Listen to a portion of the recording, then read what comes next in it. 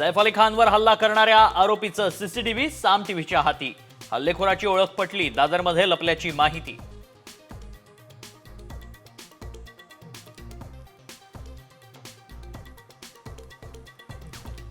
सैफ अली खानवर धारदार शस्त्रानं 6 वार, मानेवर 10 सेंटीमीटरची जखम. 1 कोटींसाठी हल्ला झाल्याचा एफआयआर मधून खुलासा.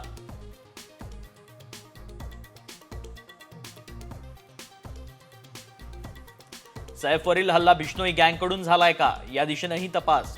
काळवीट शिकार प्रकरणाचे सैफवरही आरोप.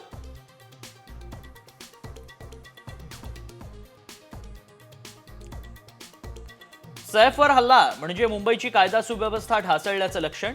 शरद पवारांचा हल्ला बोल तर राज्यात कायदा सुव्यवस्था उरलेली नसल्याची राऊतांची टीका.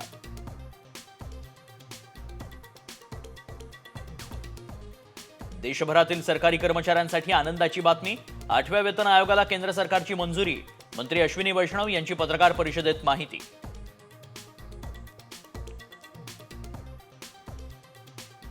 शिक्षक भरतीचा दुसरा टप्पा लवकरच सुरू होणार. 20 जानेवारीपासून शिक्षक भरती पोर्टल सुरू होणार.